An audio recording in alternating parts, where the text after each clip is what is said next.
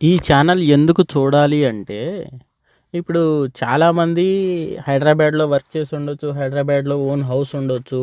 వాళ్ళు అమెరికాకో, ఫారెన్‌కో, లేకుంటే లండన్‌కో, ఇంగ్లాండ్‌కో, ఇరాన్‌కో ఇలా వెళ్ళి ఉండొచ్చు. లేదు ఇక్కడ వర్క్ చేసి ఇప్పుడు వైజాగ్ ఫర్ ఎగ్జాంపుల్ ఇప్పుడు నేనున్నాను. నేను హైదరాబాద్‌లో వర్క్ చేసి నేను ఇక్కడ జాబ్ మానేసి వెళ్ళిపోయాననుకోండి.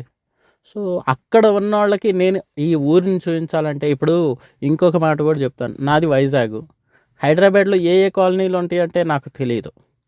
ఇప్పుడు నేనిప్పుడు హైదరాబాద్‌లో ఉంటున్నాను. వైజాగ్‌లో ఏ ఏ కాలనీస్ ఉంటాయంటే నాకు తెలీదు. కానీ నా ఛానల్‌లో మీకు అసలా క్లియర్ కట్‌గా, క్లియర్ కట్‌గా కాలనీ పేరు, రోడ్డు, ఆఖరికి లొకేషన్ గూడా పిన్ చేసి పెడతాను నేను. సో, ఆ రకంగా మీకన్నది ఈ సిటీ గురించి మీరు ఈ సిటీకే వచ్చి ఈ సిటీలోనే ఉండి నేర్చుకునే అవసరం లేదు. జస్ట్ మీకు టైం ఉన్నప్పుడు నా ఛానల్‌లో ఎవ్రీడే 5 పీఎంకి ఒక వీడియో అన్నది అప్‌లోడ్ అవ్వడం ఖాయం. సో, మీరు చూస్తే మీకు ఆహా! ఈ కాలనీ ఇలా ఉంటుంది. సో, ఈ కాలనీలో ఇలా ఉంటుంది అని మీకొక ఐడియా వస్తుంది. హైదరాబాద్ వచ్చేవాళ్ళు కావచ్చు, హైదరాబాద్ వచ్చి వెళ్ళిపోవచ్చు. అస్సలు అన్నిటికంటే చాలా ముఖ్యమైనది అసలు ఈ ఛానల్ నేను మొదలుపెట్టడానికి కారణం ఏంటంటే, నేను వచ్చినది 2015లో వచ్చాను. రైట్. అప్పటి నుండి ఇప్పటికి ఎలా అయిపోయిందంటే, సింగిల్ రోడ్లుండేవి కాస్త ఇప్పుడు 6 రోడ్లయిపోయినియి. రోడ్డు మధ్యలో కరోనా అయితే మాత్రం నెక్స్ట్ లెవెల్ అసల. కరోనాలో ఎన్ని ఫ్లైఓవర్లు పడ్డాయి అంటే అన్ని ఫ్లైఓవర్లు పడ్డాయి హైదరాబాద్‌లో.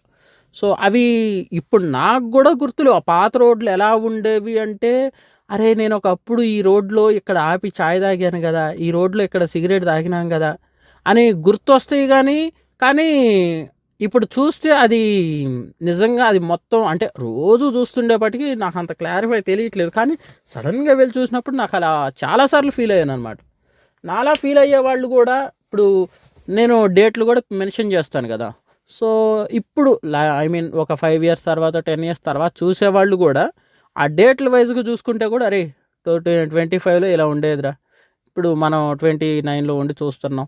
సో, ఇప్పటికి అప్పటికి ఇలా ఉంది అని మీరు చెప్పుకోవడం కోసం